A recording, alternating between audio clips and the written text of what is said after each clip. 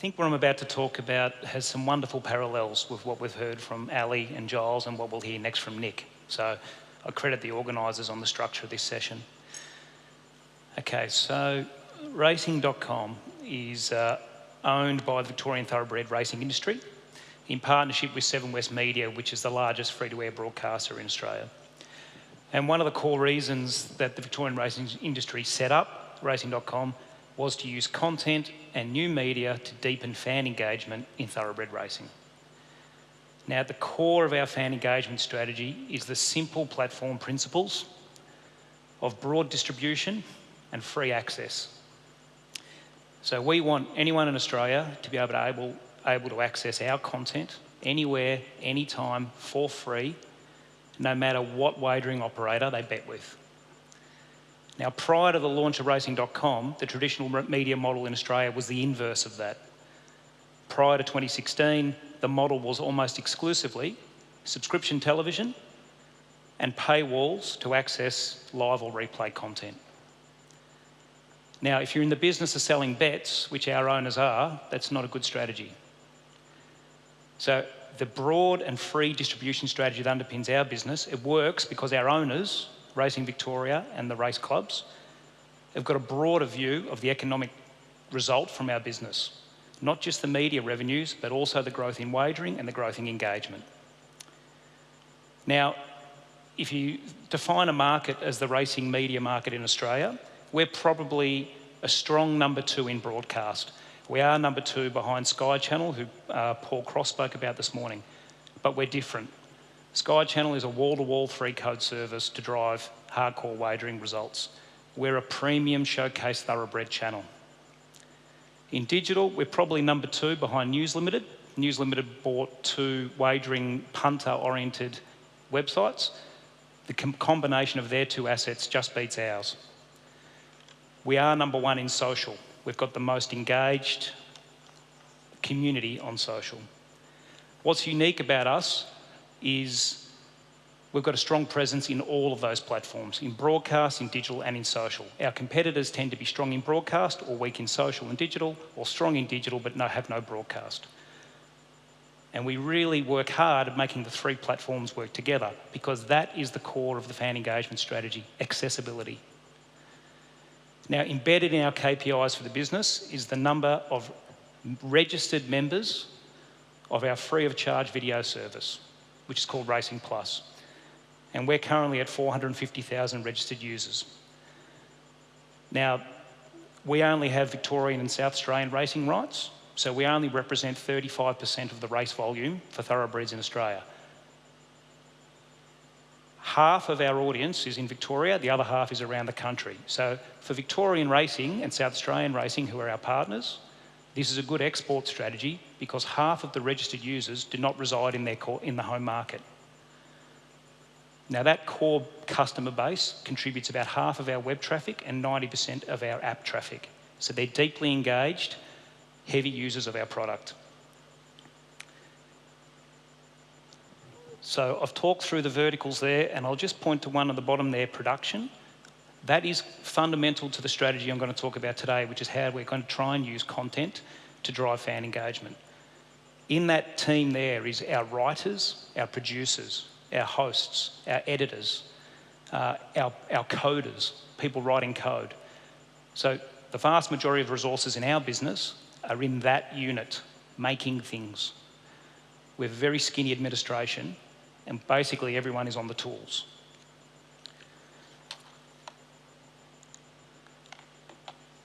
So a core driver of fan engagement in racing is the items on the right-hand side of that slide.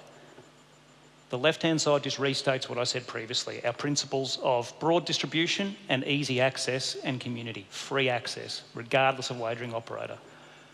Now, the right-hand side, I would credit Richard Chung's presentation this morning, which was outstanding about innovation in that space. But those 4 content verticals are our bread and butter. Now, we've had a lot of success pushing innovation around race day coverage, wagering content, racing news and racing information. Let's call them traditional content verticals. Now, our metrics in this space have been growing 50% year on year. we've got a double focus. One part is to make sure we're servicing deeply engaged racing people who bet all the time, who want deep form tools, who want deep analysis of mounting yards, they want deep reviews. Very high volume, very high engagement, high repeat usage. So we're servicing that market. But over the last 18 months, particularly through our app, we've spent a lot of time focusing on the people who bet once a month. They tend to be sports fans. They might get heavily engaged in a carnival period. They're not weekly thoroughbred racing punters. So we've built a lot of products to service them.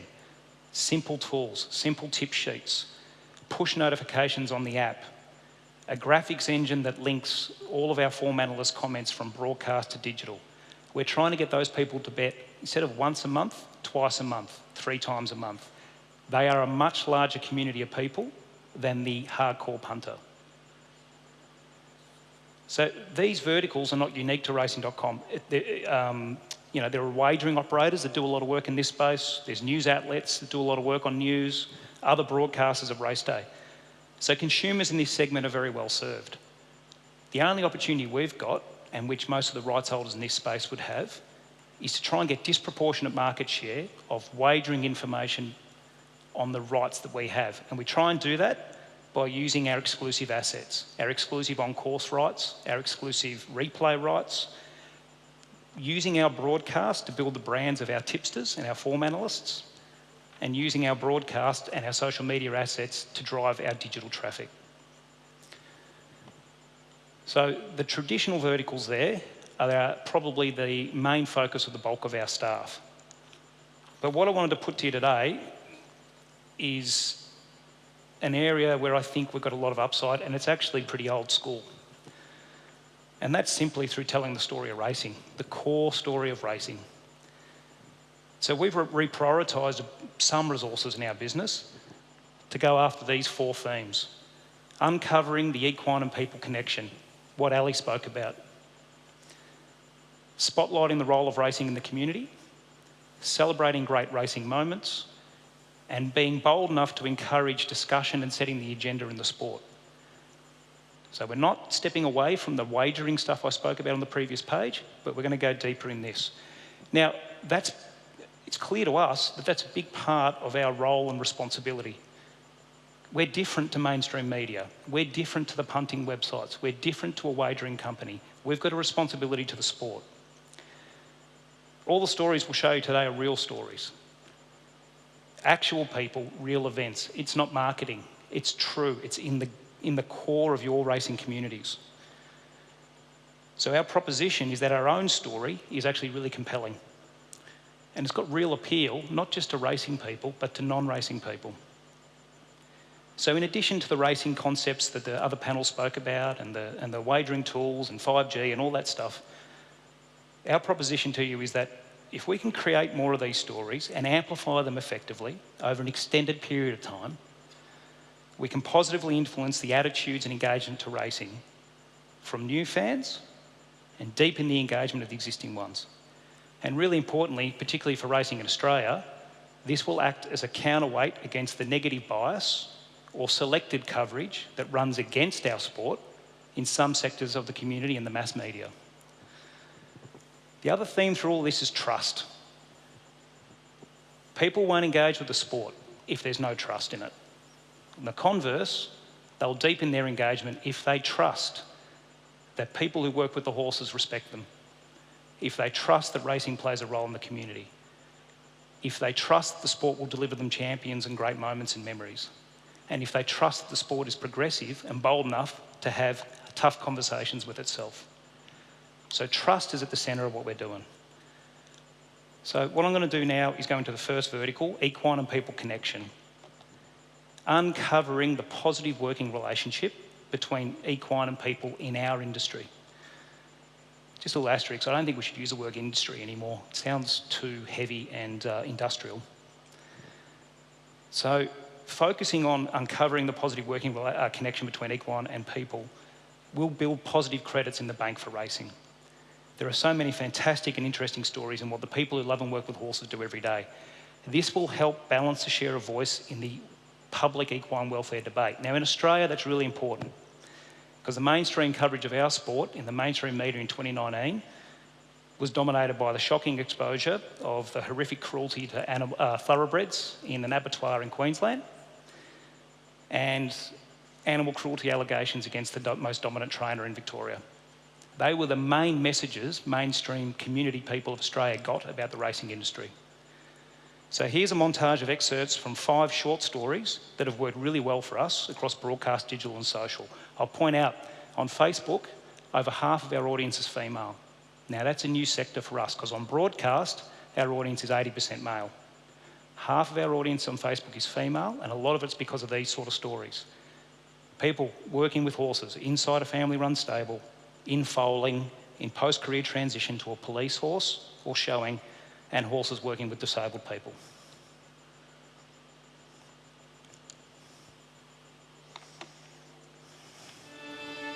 When you live and work in Warrnambool, especially in racing, you plan your whole year around the May Carnival. Gold medals has always been a favourite around the stable, and for him to deliver the performances he did was not only a highlight for me as a trainer, but for the staff who work so hard and care for the horses. The journey to winning my first Grand Annual started with my parents. If they hadn't come out here from England for work, well, there wouldn't be a story at all. I'm Jodie Extra. I do night watch for Woodside Park, which is delivering foals. My job involves a lot of waiting, a lot of watching and a lot of doing nothing, and then doing everything at once when something actually happens. London Fog hanging on. He's going to be too strong, London Fog. He's in front and wins. London Fog was a racehorse and he's been with the Mounted Branch for the past 4 months. He's in his training phase and he's working his way up to be a troop horse at the Mounted Branch. Core duties at the Mounted Branch is what we call public order management. That's all of our protests, our crowd control sort of movements. One horse is worth about 10 members, so that's the advantage of having the horses. They're very valuable to, I think, all aspects of the equestrian industry, but particularly we have a lot of luck with them. They seem to be very smart, very quick learners and quite brave. They're quite happy to take on new challenges. Here he comes, the Thunder down under. Chautauqua race to the lead. I looked at him not as a racehorse. I looked at him and thought, boy, there's something underneath there that I think we can use in the showroom. You wouldn't want to see him standing in a paddock and doing nothing. He's too smart. Everyone knows that. As I said before, he's still a people's horse. I think the empathy that the horses have with the disabled athletes is probably even stronger than we have for a variety of reasons. I think the horses realise that they have to be a little more in tune. The horses have to really concentrate to pick up what it is that the athletes are after, and the athletes also have to really have a different level of communication with the horses because they can't use the normal aids and skills that we do. I can guarantee you, everyone that comes here for the first time, at some point through the weekend will cry. It's just happy tears, but it's just such, see, I'm starting now. It's such an inspiring place to be.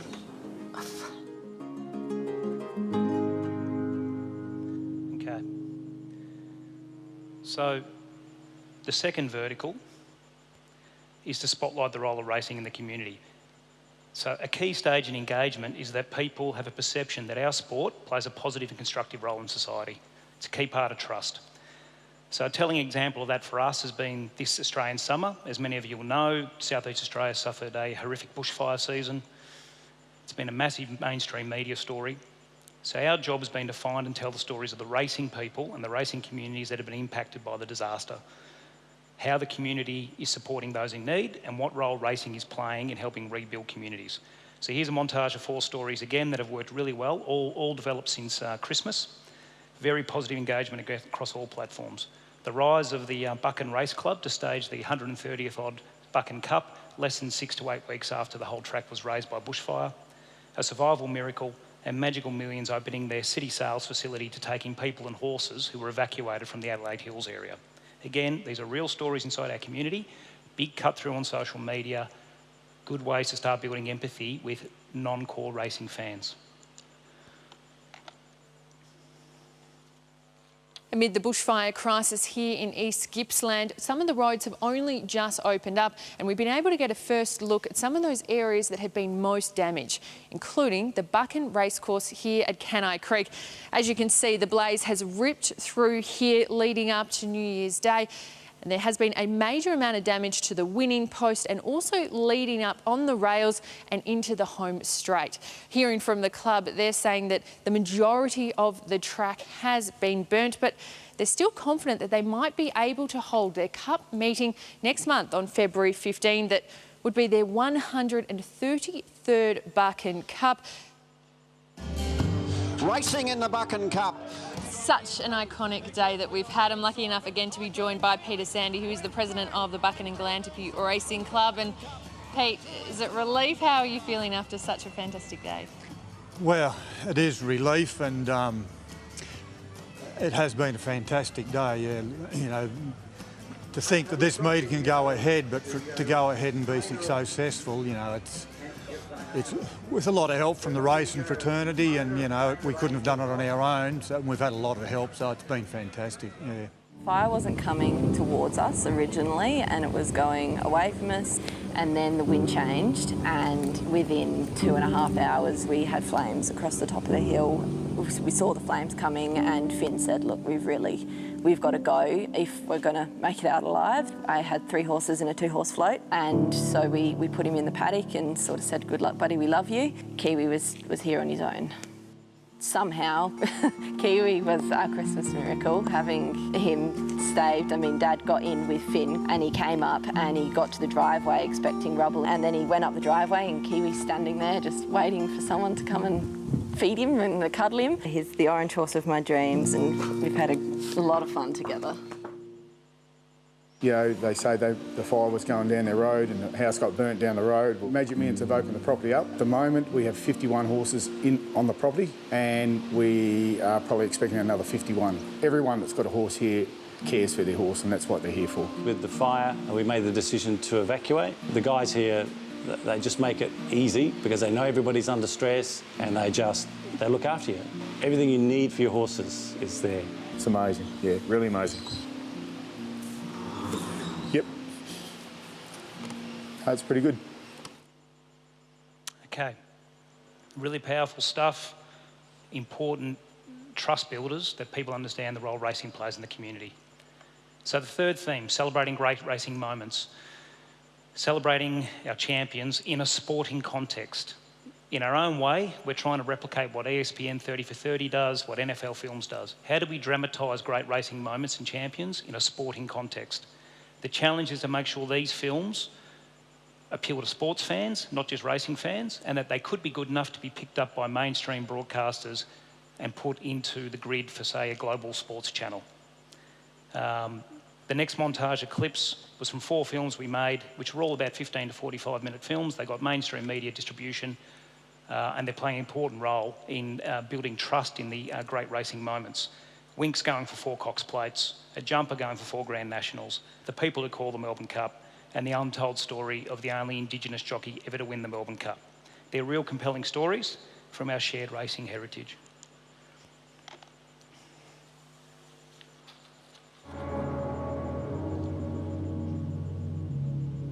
Working alone this morning, Winks cruised around the course. Everything's in order. The accelerator's there. The brakes are working this morning. There's a bit of smoke coming out of Huey. I put myself in the position of being the coach responsible for this great athlete, and I have compared her to like being a 100-metre runner such as Usain Bolt, with their dominance and arrogance, through to a Mo Farah who can run it over 1,500 metres or further. There was that sort of feeling that if you were an Aboriginal, you were not going to get the same opportunities as if you were of another race. When we heard it win, and I remember he shook his head and he had a tear and he said, I'll never win that bloody race. No horse has ever won the Melbourne Cup from 24. And when he finds the break and he goes for it, you still don't think he's going to get there in time. Yeah, it really was the ride of his life. An entire year gets judged on 10 seconds. Exactly. That's it. The final furlong of the Melbourne Cup is what you judge. It's like Cathy Freeman when she walked out that night. She'd lost 1 race in 4 years. But she'd been world champion twice. As she hadn't won in Sydney, she carried a nation on her back. 49 seconds to find her career. Now, we're not Cathy Freemans. She's at a higher level. She's an Olympic champion. But for us, Each year, our moment of truth came in this race. The job they've done on this horse to keep him coming back every year is unbelievable. I can't understand why everyone wants to compare horses all the time. Just accept the good ones when they're there. Wells and over the yardum in an epic duel. Wells is a champion jumper. And it was like you willed him over the line. Like if you could have picked him up and chucked him, you would have. Okay. So the final vertical is to create a platform that can host fair and balanced conversations about the issues in our sport and the future of the industry. So given we're owned by the industry, it can be a delicate balance, but it's important to build trust with fans that they can see different points of view, understand the trade-offs and see the sport and its people are progressive. The challenge is to get more on this fair and balanced debate out into mainstream media. Really important counterweight because the simplistic mass media coverage of racing in Australia is about carnivals and times of crisis. So here's just a short montage to finish off of some of those conversations. I had a horse that raced this year. He did his tendon and was retired. The trainer is an outstanding horseman and he placed the horse with someone who is going to rehabilitate the horse and then show the horse. I assume that has happened, but I'm embarrassed to say I cannot tell you whether it's happened or not. If that doesn't galvanise us as a sport and focus everyone's attention solely to equine welfare, well, nothing will. And that's the margin that the operators have made early spring. So the punters had it really tough. So the trend that we've seen since I've been in this market is that every year about 1% of share of total turnover in the market goes from racing to sport. What is it about Australian racing that is so interesting to you? It's really interesting when you compare the two, the Spring Carnival and the Autumn Carnival in Sydney are just, you know, the theatre, the interest, like, we don't get that as much back in England. You know, the Derby, I think I looked at a paper on Sunday and the first 8 pages were all about horse racing. In England, the Derby might get a section like that in a newspaper, and that's it. Okay, thank you. Thank you for your time.